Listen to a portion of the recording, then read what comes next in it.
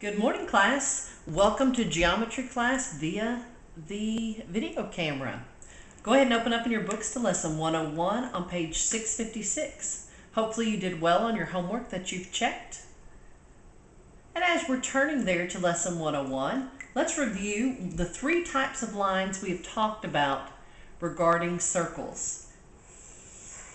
One is a tangent that touches a circle at one point. One is a secant that goes through the circle, intersecting at 2 points and goes beyond the circle. Another one that we've learned is also our chord. A chord has its endpoints. It's a line segment that has its endpoints on the circle. Again, different from the secant. The secant continues on beyond the circle, and the chord stops here. We're going to be focusing on the tangent and a secant today and how to determine their measures.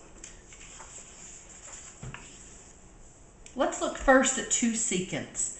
When I have two secants, these are always going to be, we're talking about secants and tangents that intersect outside of the circle. They intersect at a common point here. Not just two random secants within a circle, but two secants that intersect at an external point outside of the circle. They're going to be the products of each other. Look closely at how we find these products. It is going to be AB, which is this external segment here, times AC. Notice that is from the external point all the way to the second intersecting point here. The first one is this first piece, AB. AC, not BC, all the way through.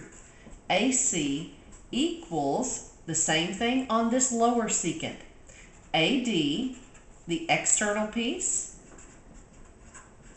times AE, all the way through from the external point all the way through to the second endpoint. That is how we can find the measures for secants. That's how we can find the measures for secants. This external segment times the whole length of the segment. This external segment times the whole length of the secant. Not just DE. This is not included here. So if I was given this piece of 3 and this piece of 7, it would be 3 times, not 7, but 10.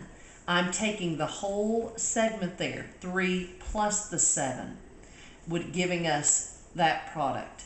The external segment and the internal segment, the whole segment.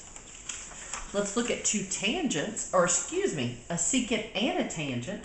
A secant and a tangent are also going to be very, very similar.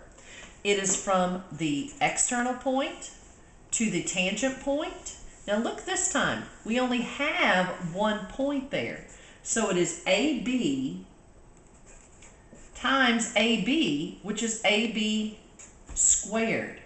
Again, we have a tangent and a secant intersecting at a common point outside of the circle. Since we don't have two endpoints, we're going from this point to here. It's going to be AB squared equals, just like we did before, AC, the external segment, times AD, the whole segment from the external point to the second point of intersection, AD. Again, AB squared for the tangent section squared is to the external segment times the whole segment. Once again, like we mentioned before, if this were 3 and this were 7, we are multiplying 3 times, not 7, but 10. This whole length here from the intersecting point, the farthest one, to the external point.